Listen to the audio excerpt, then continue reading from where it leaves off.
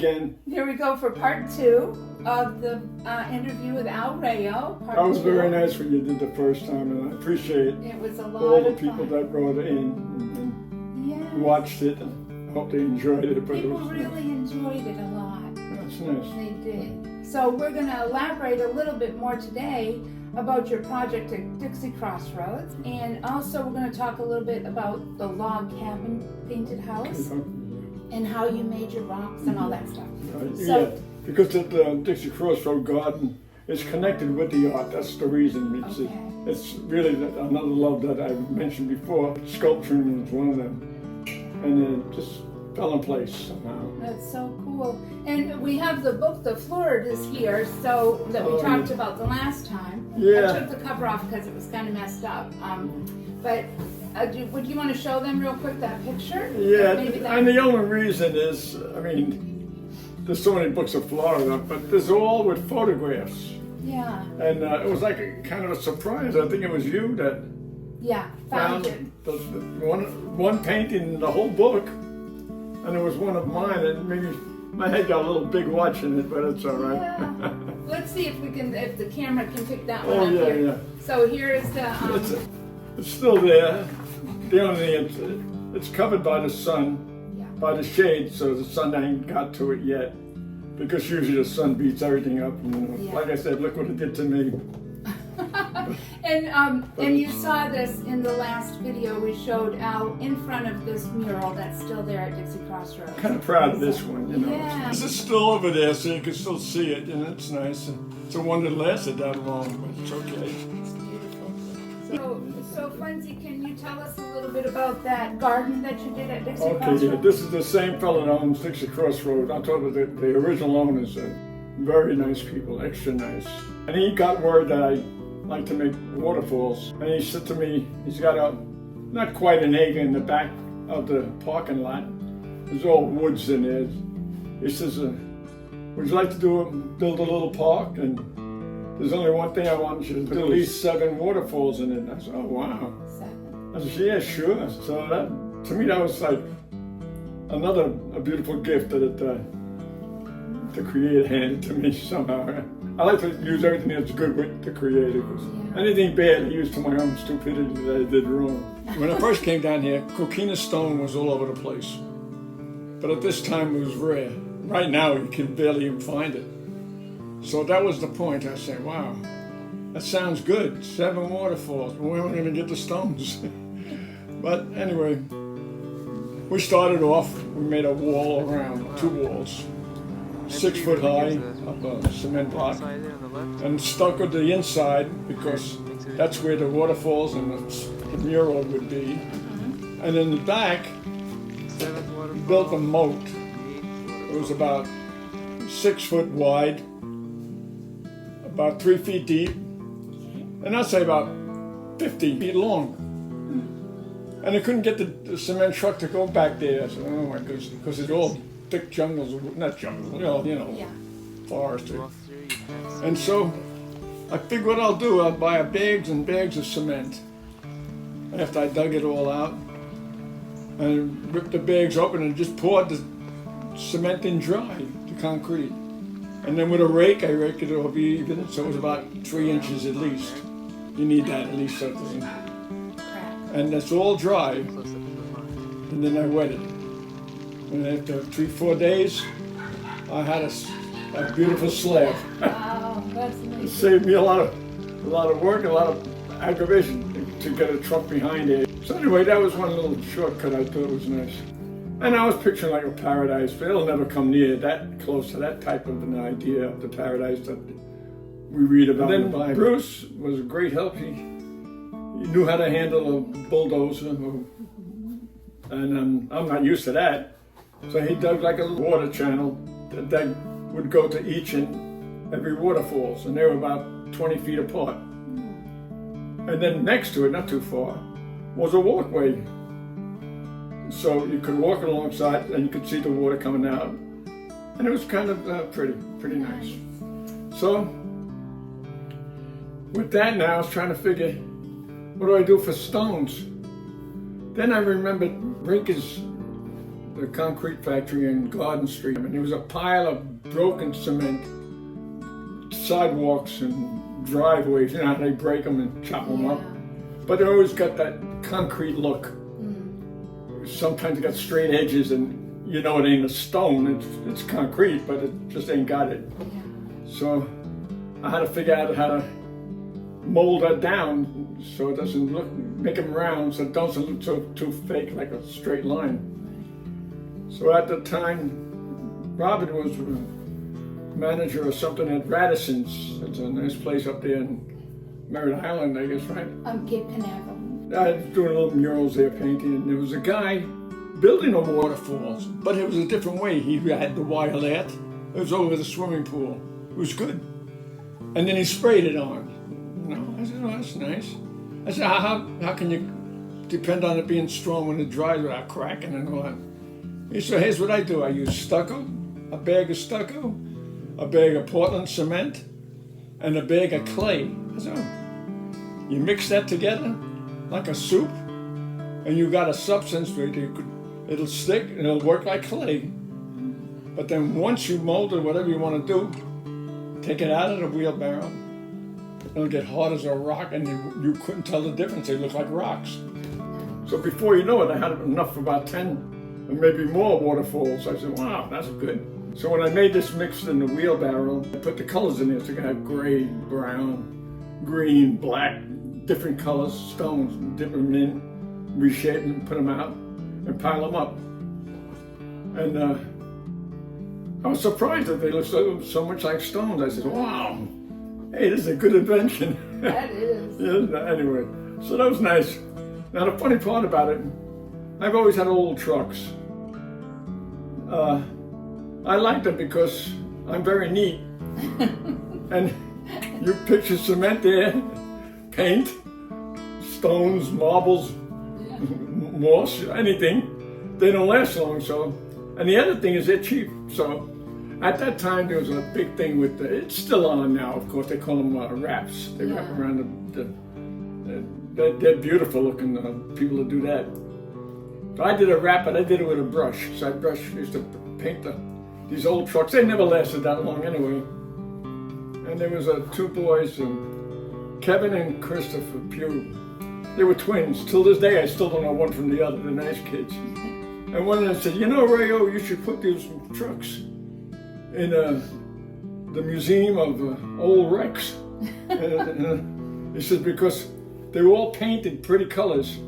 I mean, when do you see a contractor riding around with a pink truck and birds and flowers? So it was my calling card. It was pretty good, you know. They always knew, hey, here goes RAO. Yeah, people look at me and say, either shake their head or whatever, but it was nice. It kind of led into you meeting the sod people that now sell your paintings, yes, right? Yeah. How did that end up? Yeah, that's another thing in life. If you notice that, all your contractors and people that work for other people and different things, when you do a nice job or the best you can, the people that enjoy it and appreciate it, makes you feel good, right? And sometimes it backs up with another better one than that. Sometimes it don't, but most of the times you get recommendations, which keeps you going. Yeah. And in this case, that's what happened. It worked out nice. Now, there's the Moss place. They sell the rocks and things like that. They treated me good. They used to bring the pallets up because it was a large area, this park. Pallets of sod, and I know they gave me way more than I ordered. You know, so they were good that way. And all it took, I remember just painting their little office because people said. They didn't want people going in, they thought it was the bathroom. They didn't want to let it was their office. So I had to make it look like an office outside. But that little kind gesture or whatever, they went more than out of their way. And I asked them, they had a big billboard sign out there, if I could put a picture on there. I said, yeah, do that. Then I had Robin, she's great as an artist, but also sign painting. So she made a sign, paintings by RAO, you know. And you can still buy a painting this day. You made like a connection with a statue place over by, Oviedo? Yeah, at 50, going toward Christmas, there's a place that make statues. It was going full blast at that time. But then when I went in there to see it, I needed some bird baths or things like that. And I seen a big bin outside. a dumpster, and it was loaded with statues. I said, wow, what are you going to do with them? He said, oh, we got to pay to get rid of all that junk. I said, you're kidding. He said, no. He said, the people that want it here, they want perfection. If they got a scratch on it or something, a little dent. I said, oh, I'll make you a deal. And they were more than happy. They made a good deal for me. And because they were happy to just get rid of it. And they put all the best ones aside, too, for me. That was so nice. So it just kept on rotating with one thing nicer than the other. Don't get me wrong, things go bad along the way in life, too. I ain't going to make out everything roses, you know. So you had to be very creative, really, because a lot of people wouldn't even want to bother with them if they were cracked and old. You thought, well, I'll take these and I'll fix them up. Yeah. Because your dad had that in his background, right? He was a he liked sculpturing too. And you did too. Yeah. And so that, you know, like a lot of people would just say, that's a bunch of junk, and they'd want to buy and spend the money on the brand perfect ones, but you were creative and were able to recreate it was a lifesaver, really. Benches and everything. After once you paint them and fix them, they're all brand new, really beautiful. That's so cool. So most of it in the place was anything around trees was like I said, it was cement blocks, but then with simulated stone. I could do that, and simulated brick, so give it realism that way. And plus use a lot of those chunks of cement that worked out good. So speaking of your creativity and your way of seeing things, I told my husband the other day, I said, it's funny because when you're a painter, you look at things and you can see things in it. Like you look at the clouds, you look at a tree. It's kind of like you see images in them that, you know what I mean? Yes, yeah. And so what did you do with the foam from the refrigerators? Oh, okay, yeah. Now in there they were removing the old foam from the walk-in refrigerator in the seafood place. And that foam was thick, treated with something. It was about 6 inches thick. And they were throwing them out, big sheets of them. So I took mine, glued them together, put them all together to make a square, big square box so I could carve whatever I wanted. And I started trying to make a little panther. Not the pink panther, a little gray panther, but anyway. Yeah. And it worked out good. And then after, of course, you coat it later. You could even put fiberglass over it once or whatever you want. But I love that mixture, that's clay so and cement that stuck in my head. So I got to thank that guy. Yeah. But then I started carving that out. That was for the main entrances there, to make it look like you're going into an exotic little park, Yeah. But a lot of times, most contractors are people and almost everybody that does things, that makes things for me. Sometimes at night you can't sleep, you picture in your mind how you're going to do it, right? How many times you do that? That by the time the morning comes, you got it already in your head what you did, because you did it about 20 times in your sleep you did it. Yeah, really. So, That's really neat. And hopefully it comes out like when you were sleeping. Yeah. It was very exciting, but the part I liked so much about this is it was connected with art. And that's what I loved about it, because... you're a creative. And the fellow was one of these just extra special person to work for. The whole family was very nice. So nice. And when you were working there, you hear Bruce's voice a little bit. That's Al's grandson. Oh, yeah. And he's the one that's narrating a little bit of this film that you're going to see behind us. But he helped a lot with the Dixie Crossroads project and other projects. And you had other people that would come and help you that you kind of really... Oh, yeah, there's a couple from England. Well, she didn't, Joyce and Cyril Brown. I love that guy. He's just a mannerly, nice, good-hearted man, very nice. And every once in a while, I needed a little help, he came and helped. But just a pleasant person. I remember once I told you how the palm trees grow, and as the leaves break off, they got these stickers out as they go out there, and they could hurt you, Yeah. So I said, chop them off so people could walk next to it, Anyway, he must have went cool. I went somewhere else to do something, what I had to do. He must have went cuckoo, because he did the whole thing to the tippy top of the tree. Oh my goodness. So he said to my grandson, your father's going to be mad at me. And Bruce said, nah, he ain't going to be mad at you. So I went and seen it. I said, oh my God, what'd you do here? That's nice. And Veronica even helped you. Oh, I remember I had quite a few friends, maybe in the Gerard Deluge, and even Veronica and Sammy, forgot his last name. Bagley. To load up the pails of cement, and as reported that in the wall around the garden, you know, to reinforce it. And well, that's rough work, especially a girl. But she's a strong girl. Yeah. Like that. And then you also attached to the Dixie Crossroads, you had a butterfly garden, Bill? Yeah. Now this was Laura Lee, the daughter, went out of her way to buy it's metal, a frame like a big cage, really, but gigantic. She wanted to collect butterflies from all over the world. You know, she was the head of the bird. What do you call that? The wildlife. Wildlife bird. She started that whole thing, and and then with the koi fish, I didn't get the koi fish. Now many people know what the koi fish are. There's a big Japanese fish, and they're beautiful. They're white, they're yellow, gold, orange, red. They're beautiful fish, and they're very expensive. I'm not talking little tiny guys. They're big. Yeah. And over there, evidently somebody was having ham, eggs, and koi for breakfast because they were missing every day, and he'd buy quite a few and dump them in there, and just kept disappearing, which is kind of sad, you know. I wonder if kids were like fishing in there. Yeah, I don't know. That is but sad. it was all finished and complete, and he was happy. But since then, I noticed there's a fence separate from the parking lot in the back. If you climb up or look over the fence, you can still see parts of the waterfalls, but evidently everything, if it's left alone, it just goes back to the way it originally was created. That's the amazing part. The shrubs grow up, the trees grow up, the cement crumbles. You know, you almost say to yourself, no matter what mankind does to the earth, he ruins it. He does. He ruins it a bit of some places. But if it's just left alone, it'll all come back. It'll all come back. The Creator has an amazing, very beautiful. That's nice. So that was that little experience, but I liked it because it's something in life that goes for all of us, not only me. When you're doing something you love for a living, it's a joy. It's actually a joy. You can't even wait to get up before you go to bed because you can't wait till the next day to start. You know. Oh, that's nice. The only thing I didn't say, I like to start fast, work fast, and get paid fast. No, you're joking that part. No, you're not. No, I'm not.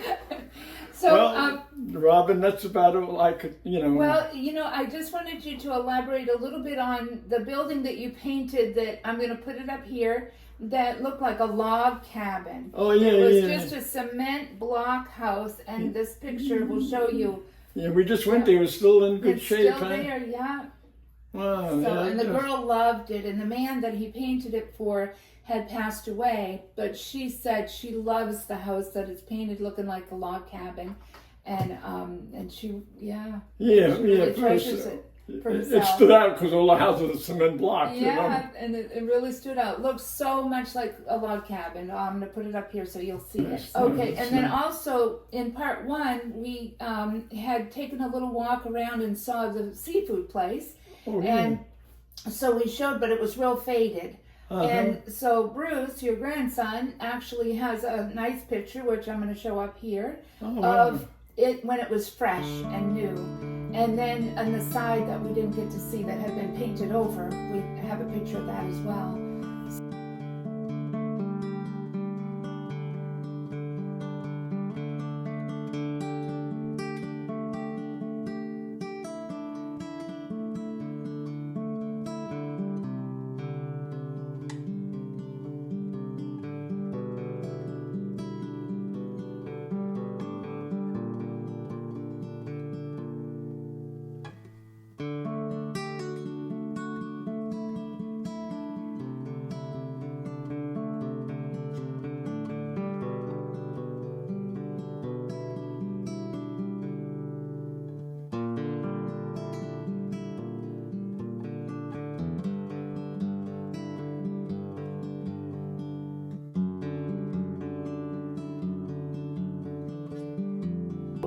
So Dolores Hall has also let us see a picture of her mural, that because at the last part one I had asked if anybody had any murals they'd like me to talk about on this part two with RAO, and so Dolores has a picture which I'm going to show up here, and also Beth Metcalf sent us a beautiful painting that you gave to her as well. So Thank you. I didn't know that. This is.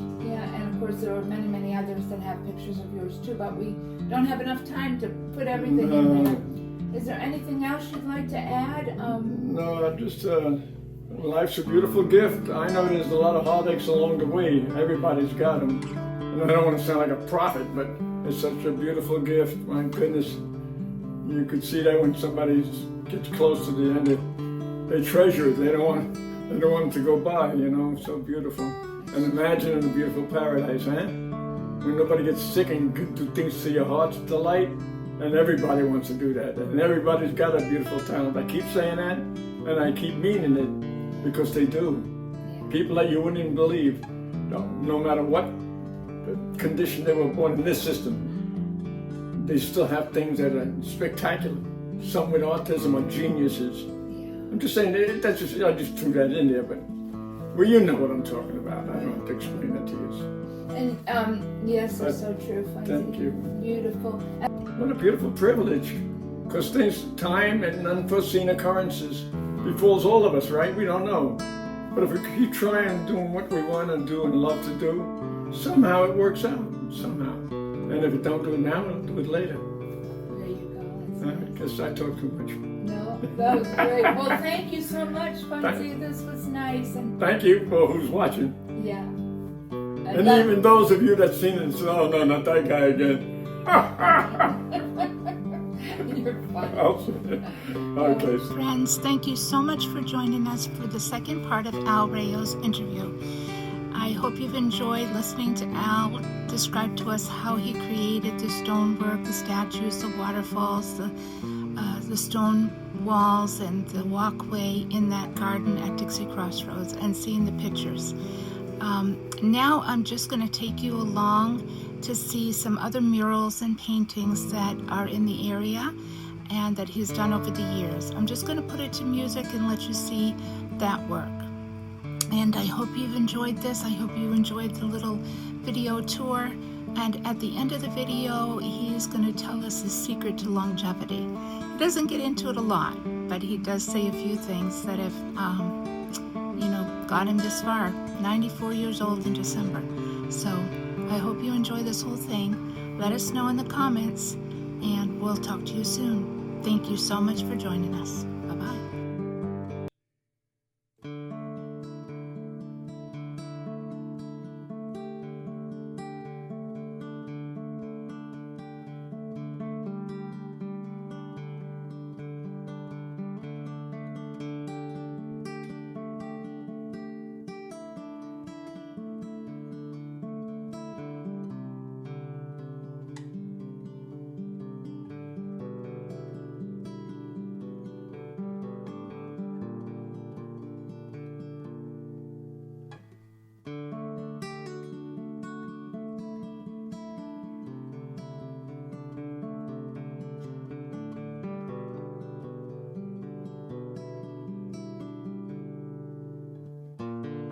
A lot of people, we made the video about your art and your wonderful career painting murals all around town and up the, New York and all around.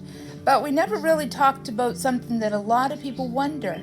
Like, you were painting and building Dixie Crossroads when you were 65 years old. You did the Dinosaur Museum when you were 80 years old, climbing scaffolding, and here you are almost 94 years old. And what's your secret to longevity? Wow, that's a good question. And the only thing I could think of really in reality is just like the Bible says, time and unforeseen occurrences befalls us also. Somehow I escaped through the figures of life, or whatever word that is, but I don't know, but it could be partially in your genes. Mm-hmm. It happens in my case, which is great. I mean, as far as my oldest brother, he died at 94, passed away. Then my other older sister made it to 94. Wow. My kid sister's a year and a half younger than me, 91. So I figured in my mind I'll probably make it to the same. But that's not long enough. I want to live a little longer. I don't blame you. And maybe that's a thought you shouldn't even think about, because you know, you can live way beyond that, you know, and reach 100 or 111.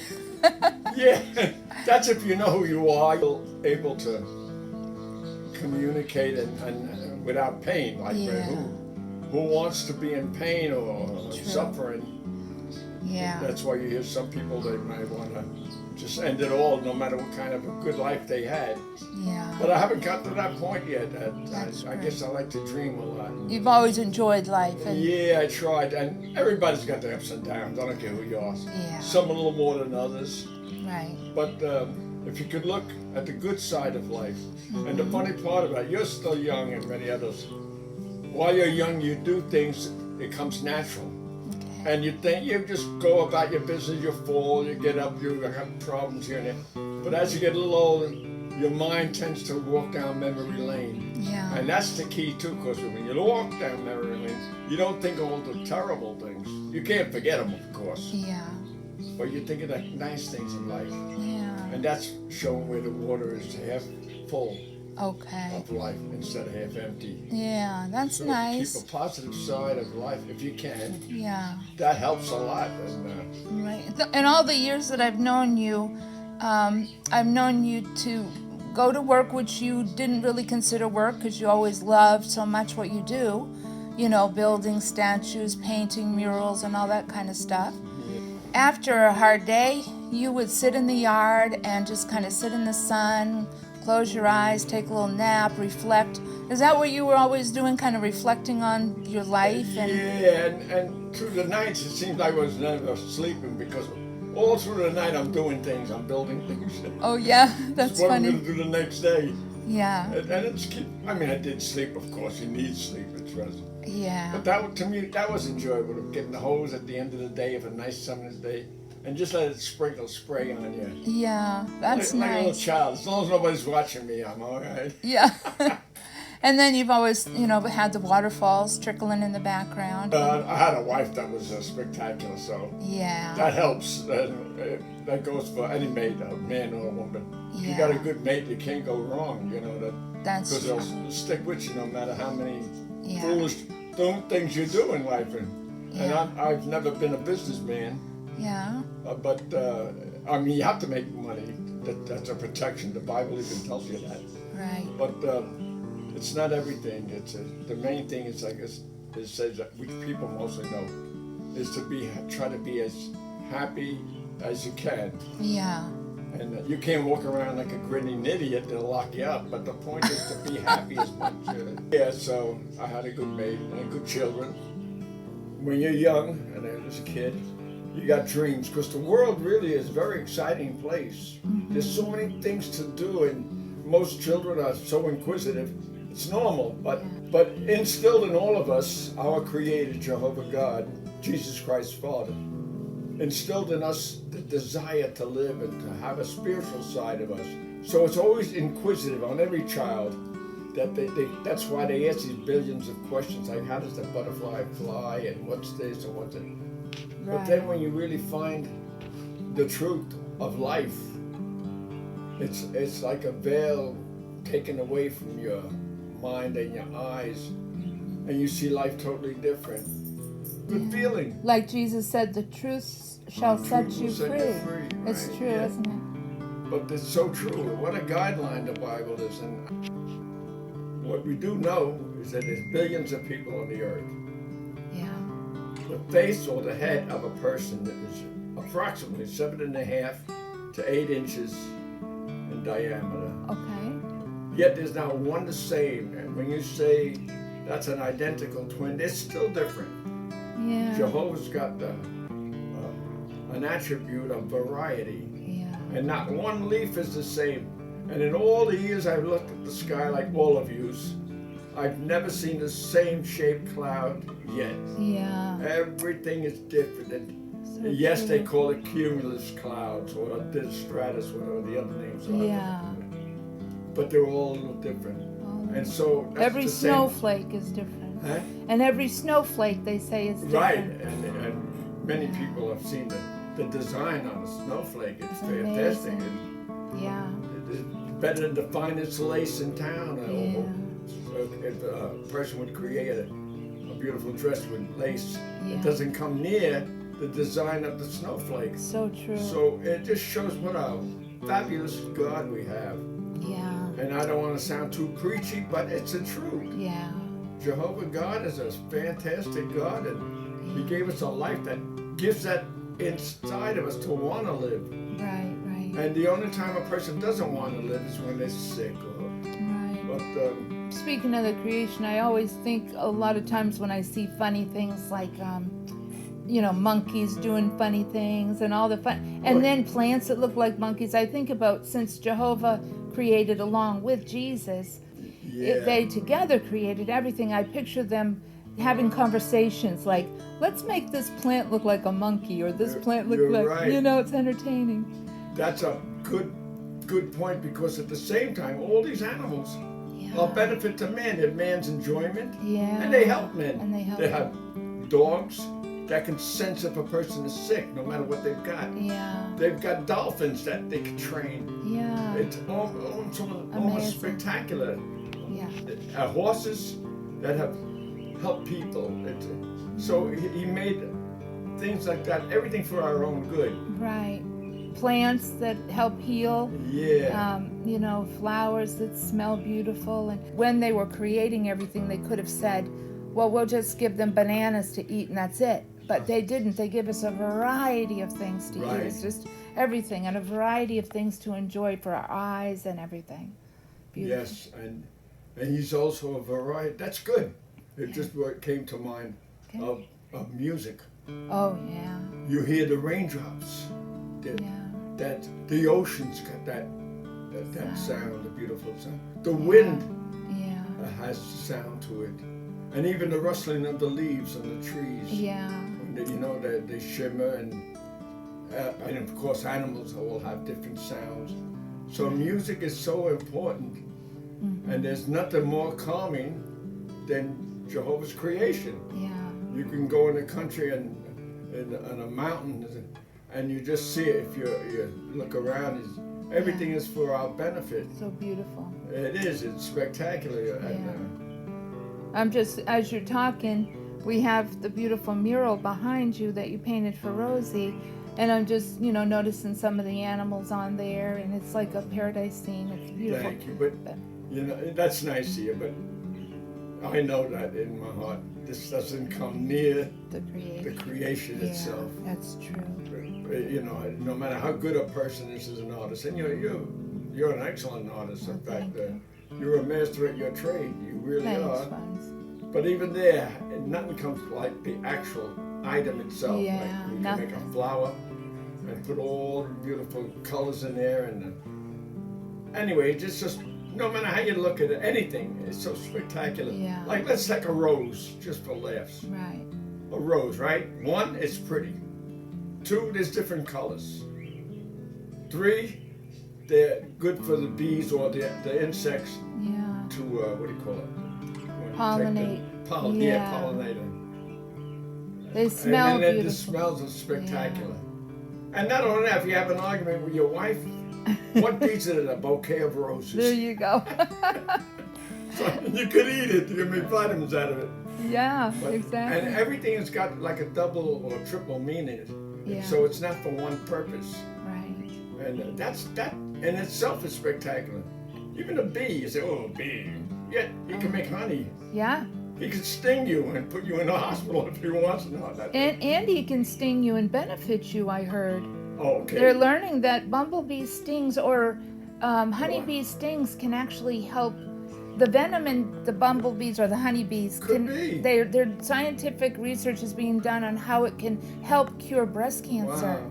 Interesting, right? I don't know if they found it yet, but they're researching. That's a good point. You're right. There's so many beautiful things. Yeah. You're right. You hit it right on the head. And Funzy, I was thinking, I think being an artist, I think it helped you even appreciate creation more, right? Because as you're painting, you get a book, I'm going to put this bird and this bird, like the Dixie Crossroad, you have birds and beavers and alligators.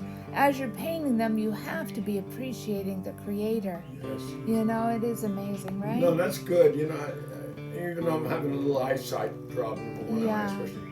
But I'm so thankful, and the that I could still see the blue sky and the puffy clouds or the trees. I might not see details, Right. but it makes you think how beautiful they are. Appreciate the surrounding. Yeah. Yeah, the creation itself is. Yeah. So it'd be so nice in a paradise where this, even my age, would be like a drop in the bucket. It'd be just barely passing a little child's age. A lot of things. That's amazing. There's so many things to thank God for. Just life itself. Yeah.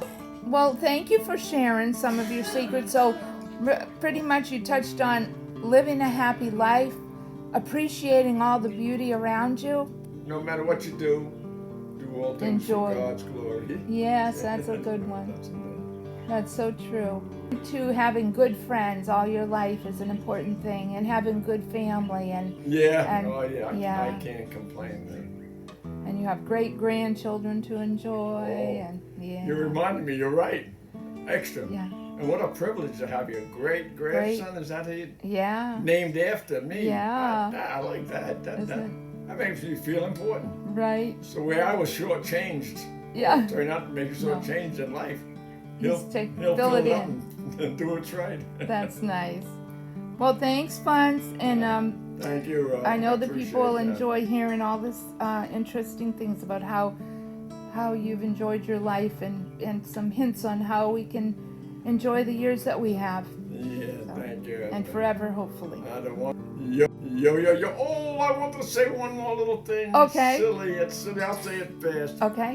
When I first learned the truth of life about the Creator, okay, I was very excited, like most people are when you find something like a treasure. Yeah. And there was this kid up north. He was about 15, 16, and I was telling him, but you get out of bounds when you first learn something. You get over the excited. Yeah. And I was talking to the kid, a young, healthy little kid, but he talked with a quiver in his voice, and I picked it up. Oh yeah. Yeah, and he says to me, "I get stronger every day."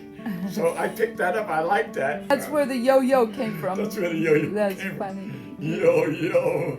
Oh. My guy. Adios, amigo. All right. Yo-yo. Take it easy. See you again. And I want you to know that my producer here, Robin, made me feel like I'm an important guy. He's important, right, everybody? Yeah. Leave a comment below. They're going to write me down in the archives.